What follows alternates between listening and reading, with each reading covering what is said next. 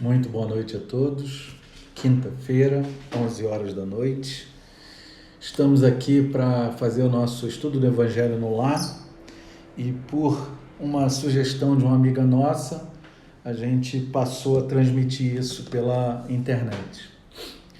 A prática do Evangelho no Lar é uma prática sugerida pelo Mestre Jesus. Ele, quando esteve conosco aqui na Terra, ele estava na casa de Pedro, e fizeram uma refeição. Logo que acabou a refeição, as pessoas começaram a falar mal dos seus parentes, amigos, conhecidos, colegas de trabalho. Aí Jesus, vendo aquilo, pediu que trouxesse para ele a Torá, e de posse da Torá ele leu um trecho, comentou e envolveu todos ali naquela prática.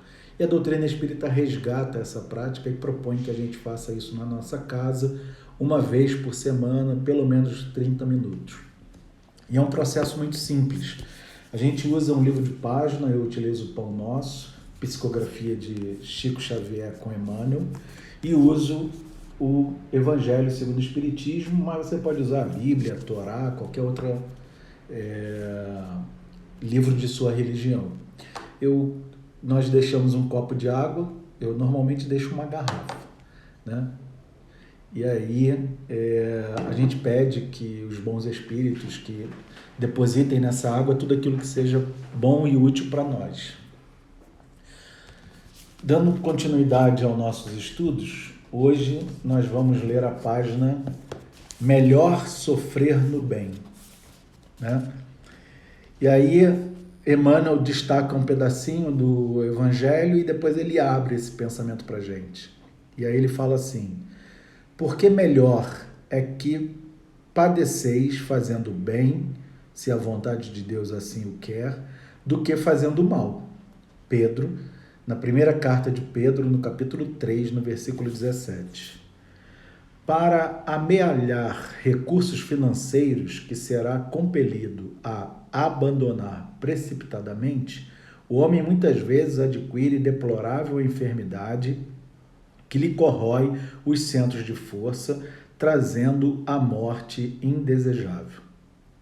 Comprando sensações efêmeras para o corpo de carne, comumente recebe perigosos males que o acompanham até os últimos dias do veículo em que se movimenta na terra.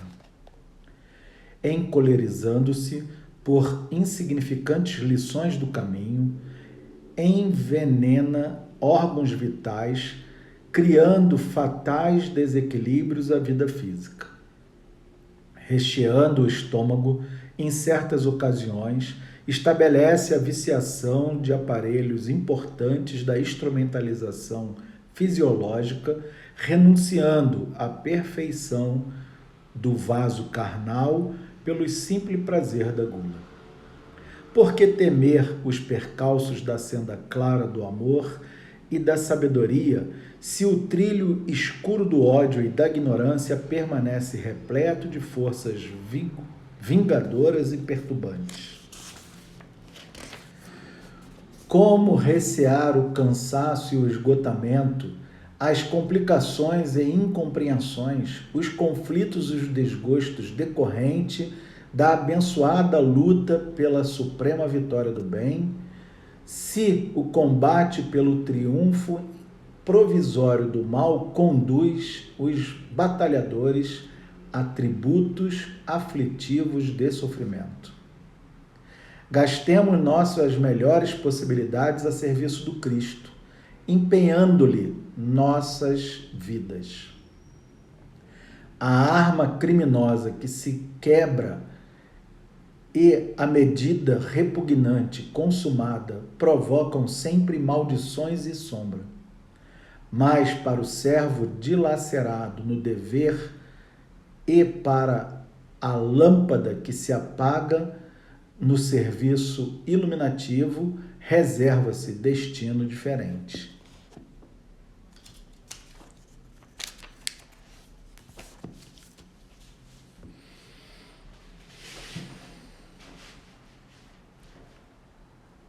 Senhor Deus, Mestre Jesus, Espíritos trabalhadores do bem, espírito guardião, também conhecido como anjo da guarda. Obrigado a todos vocês por tudo que têm feito por mim, pela oportunidade da vida, pelo conhecimento do Evangelho, por todos os ensinamentos e lições que têm me oferecido para me tornar uma pessoa melhor, apesar de todos os erros e dificuldades que eu mesmo crio na minha atual existência. Obrigado por não desistir de mim. Obrigado pela oportunidade de estudar o teu Evangelho no culto do lar. A página de hoje nos lembra que gastamos tanta energia, tanta força, tanta coragem, tanta busca por algo tão perecível e pouco duradouro, e muitas vezes não fazemos o menor esforço para aquilo que é imperecível e imortal. Obrigado, Senhor, por mais esta lição. Que possamos guardá-la não só em nossas mentes, mas também em nossos corações. Que possamos pôr em prática as lições do teu Evangelho com todos aqueles que tivermos acesso, direto ou indiretamente. Ficai conosco, Jesus, hoje, agora e para todo sempre, que assim seja.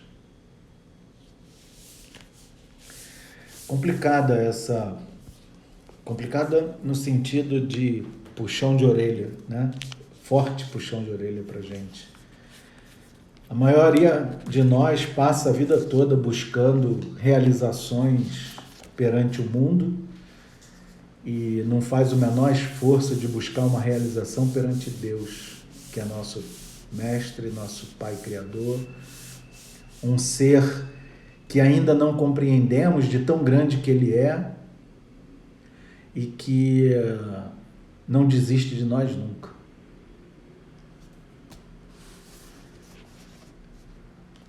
Nós estamos estudando o Evangelho segundo o Espiritismo, estamos no capítulo 7 e hoje nós vamos ler o item 13. Bem-aventurados pobres do Espírito. Missão do homem inteligente na Terra. Essa é uma página que foi psicografada Ferdinand. É um espírito protetor e foi psicografada na cidade de Bordeaux em 1862.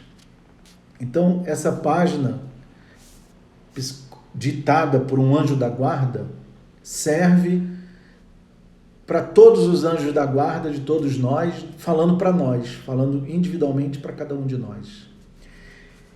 É como se nós tivéssemos a oportunidade de estarmos com ele assim, frente a frente, e ele poder falar e a gente decorar, lembrar, saber, guardar. E ele fala assim, ó: não vos envaideceis do que sabes, porque esse saber tem limites muito estreitos no mundo em que habitas. Jesus falou para a gente que existem muitas moradas na casa de nosso Pai, né? E a doutrina espírita fala para a gente que existe seres humanos vivendo em todos os planetas da Terra.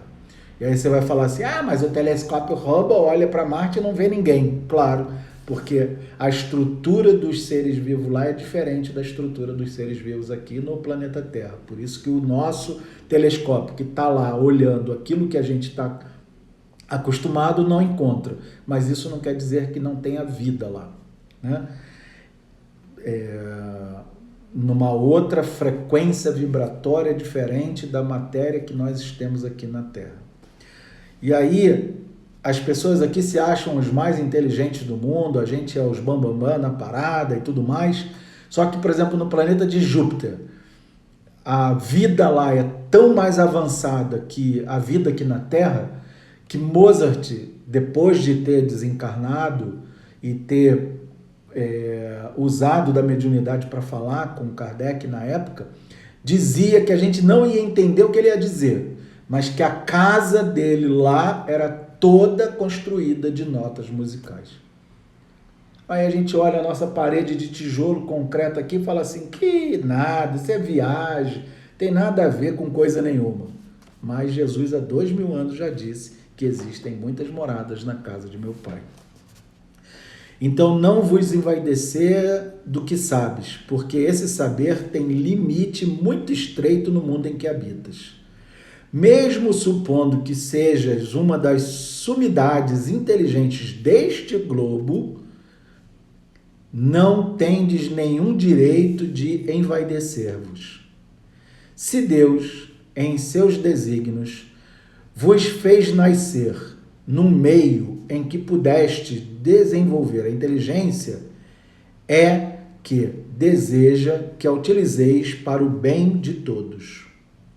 É uma missão que ele vos dá, pondo em vossas mãos o instrumento com que podeis desenvolver, por vossa vez, as inteligências retardatárias e conduzi-las a ele. A natureza do instrumento não indica o uso a que deve prestar-se? Se é uma enxada, não serve para capinar o chão. Se é um violão, não serve para tocar música. Se é um guindaste, não serve para levantar peso. A natureza do instrumento não indica o uso a que deve prestar-se? Se nós entendermos que somos mais inteligentes do que a média das pessoas que estão ao nosso redor, é nossa obrigação usarmos dessa inteligência para ajudar aquele grupo ao nosso redor a se aproximar de Deus, a se elevar. O que é que nós fazemos? A gente pisa, a gente humilha, a gente tira onda, a gente se acha superior, se torna arrogante. A maioria de nós, e eu estou incluso nesse grupo. A natureza do instrumento não indica o uso a que deve prestar? A enxada que o jardineiro põe nas mãos do seu ajudante não indica que este último deve cavar a terra? Que direis se esse ajudante, em vez de trabalhar, erguesse a enxada para ferir o seu patrão? Direis que é horrível e que ele merece ser expulso.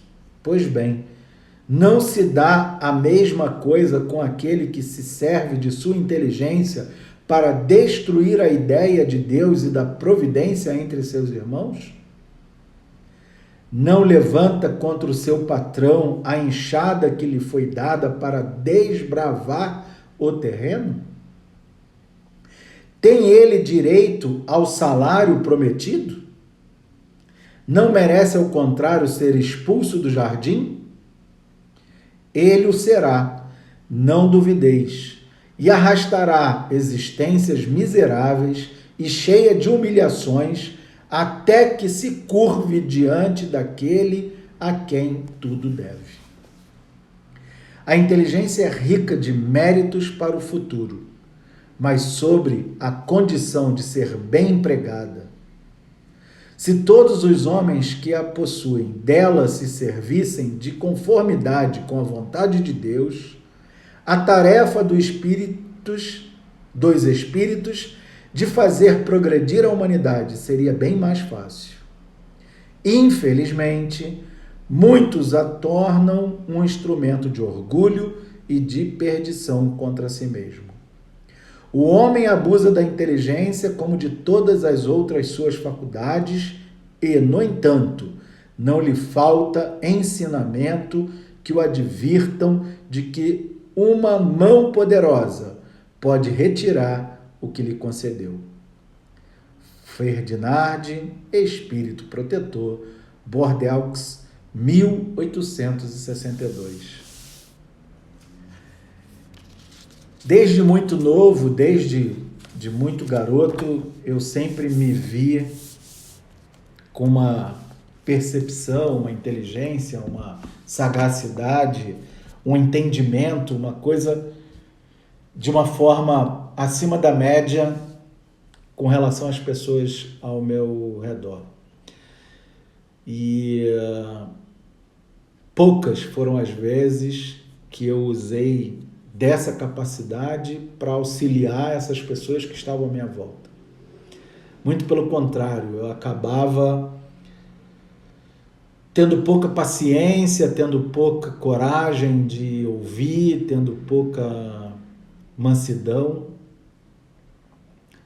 e, com certeza absoluta, magoava, ofendia, entristecia, menosprezava a capacidade de todos aqueles que estavam comigo nessa jornada.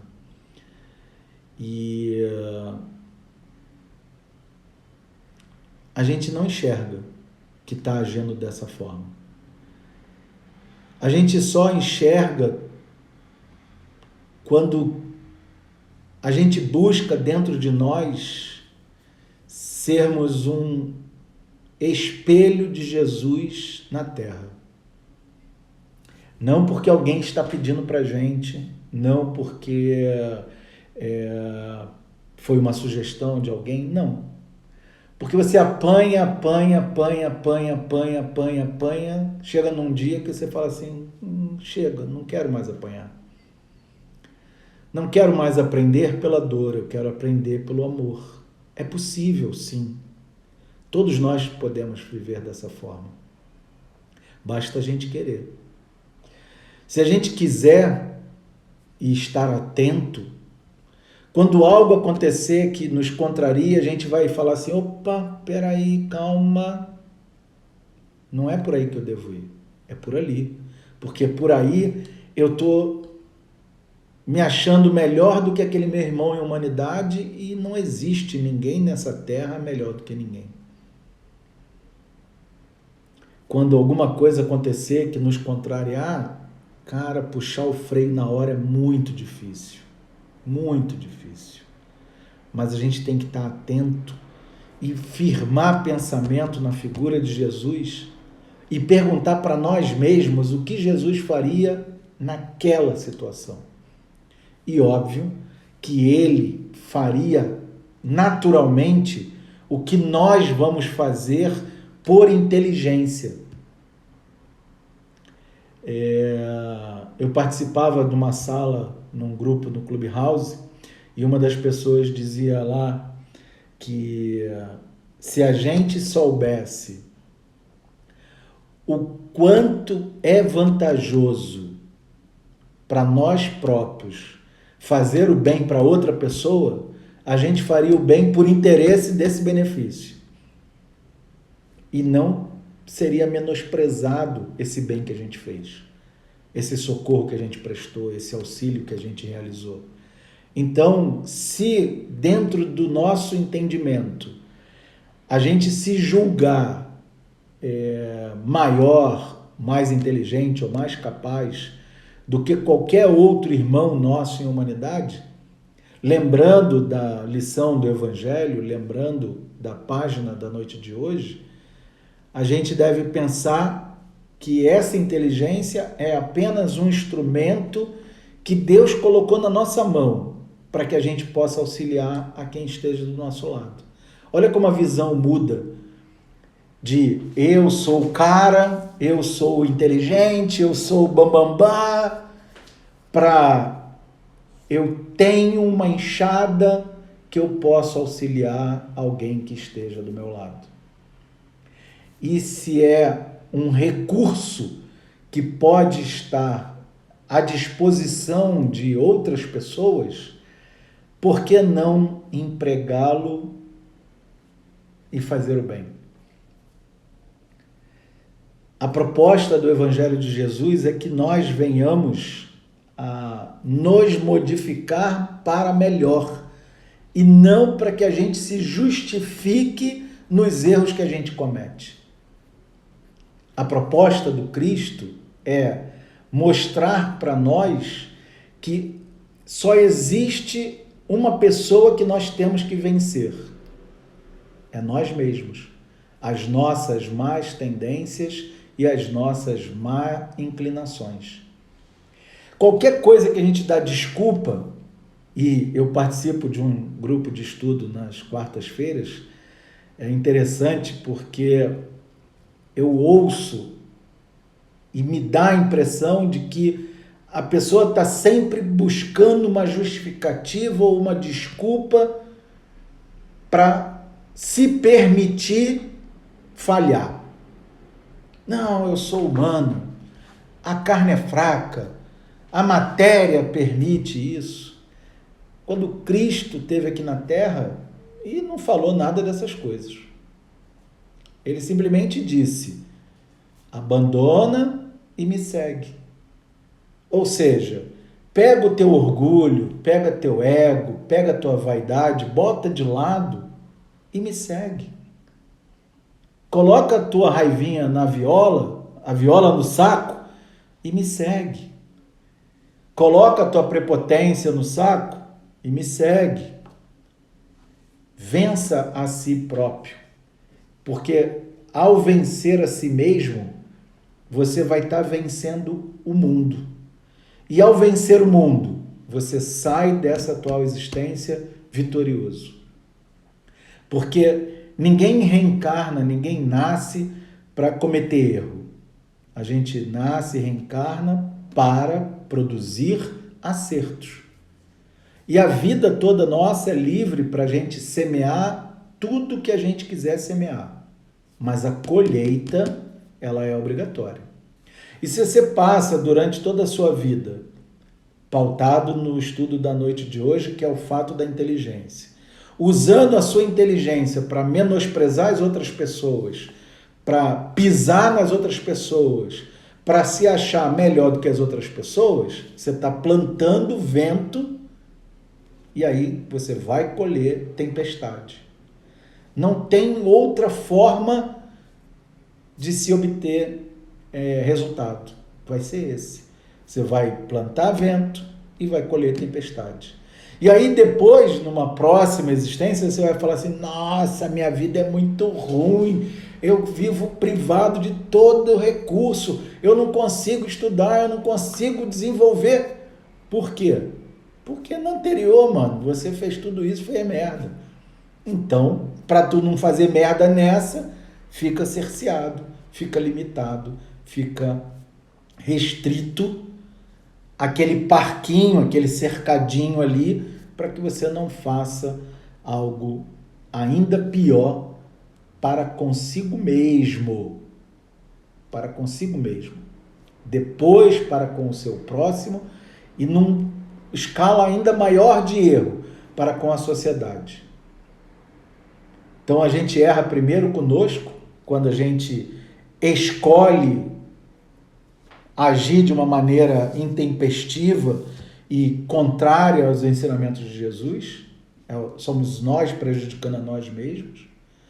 A gente age de uma maneira que prejudica a sociedade que está ao nosso redor ali e nos tornamos responsáveis por aquelas escolhas que fazemos. E o erro ainda mais grave, quando a gente toma atitude que prejudica as pessoas em geral, a sociedade em geral, como, por exemplo, esses políticos que se aproveitaram da pandemia e desviaram verba, compraram o produto 10 vezes mais caro para poder levar vantagem, ganhar propina e tudo mais. Esses estão cometendo um erro ainda maior porque estão prejudicando toda a sociedade. Ou seja, eles estão usando a inteligência deles, como a página hoje está falando de inteligência, eu estou tentando me prender à inteligência, eles estão usando a inteligência deles para ganhar alguma coisa que eles entendem ser um benefício para eles, mas que vai custar caro para dedéu ali na frente. A página de abertura fala dos esforços que a gente faz para ganhar dinheiro, para ter riqueza, para ter poder, para ter isso, e a gente não faz nada com relação à vida eterna.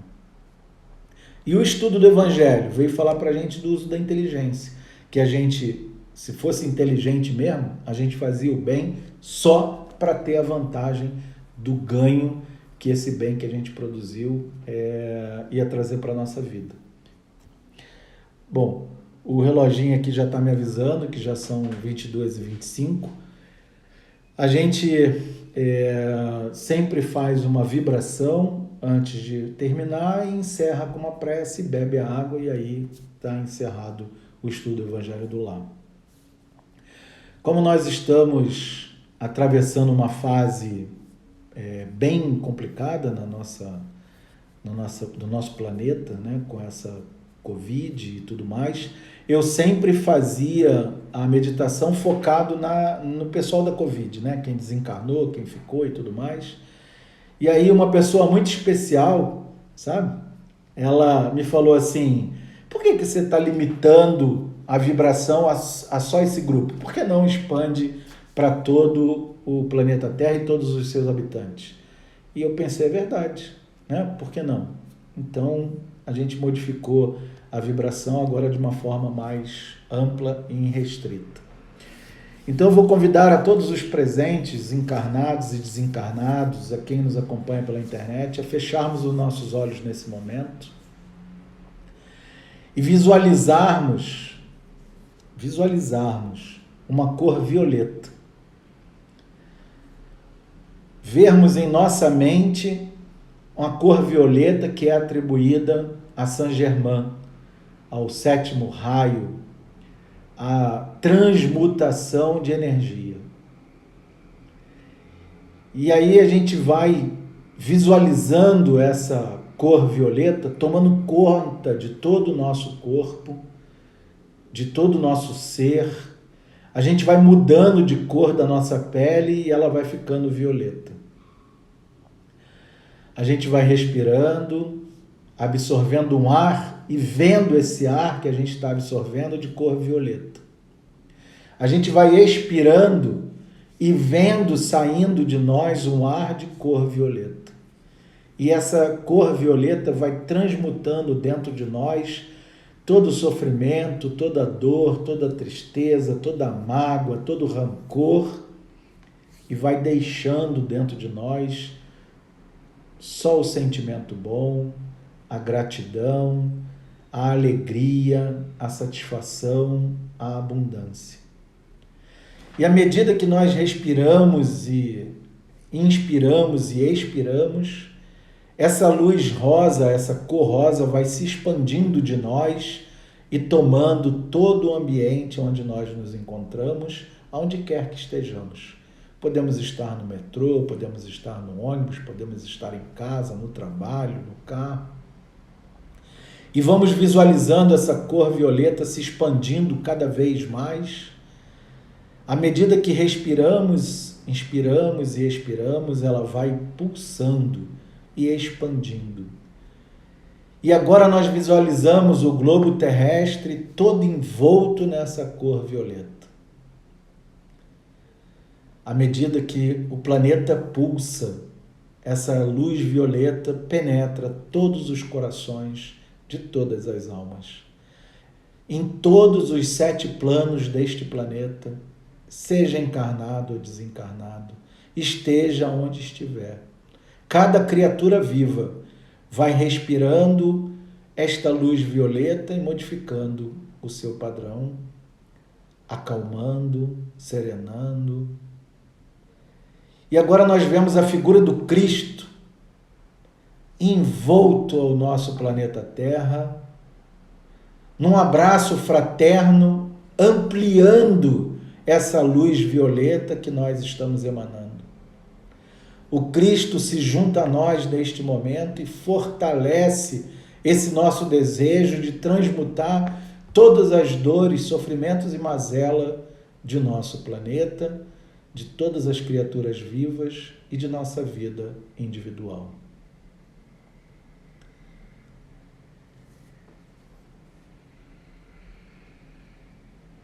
Mestre Jesus, amigo e companheiro de todas as horas, obrigado, Senhor, pelo teu amor para conosco.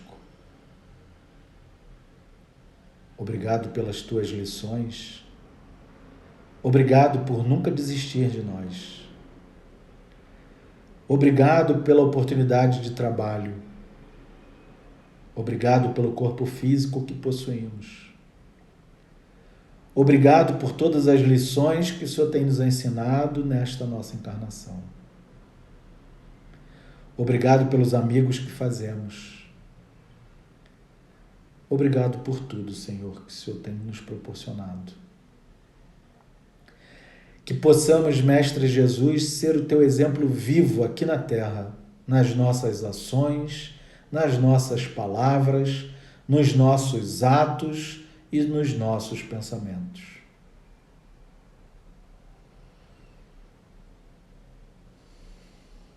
Ainda nos encontramos muito distante de Ti, Senhor. Mas não queremos perder o Teu exemplo de nossa mente e nosso coração. Fazei, Senhor, com que todas as vezes, quando estivermos dando o primeiro passo na direção contrária a Ti, que a Tua figura se acenda em nossa mente e em nossos corações. Como um alerta de sinal vermelho nos avisando, olha, não é por aí.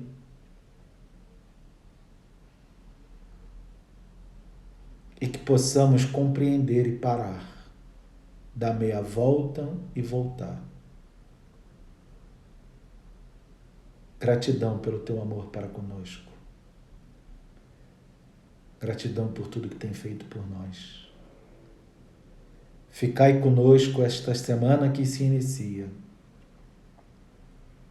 Obrigado por tudo, Senhor. Graças a Deus.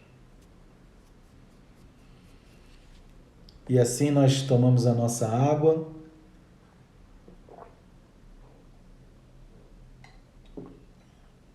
Agradecemos a participação dos que estiveram conosco na internet e damos o nosso estudo do Evangelho no Lar encerrado por hoje. Gratidão.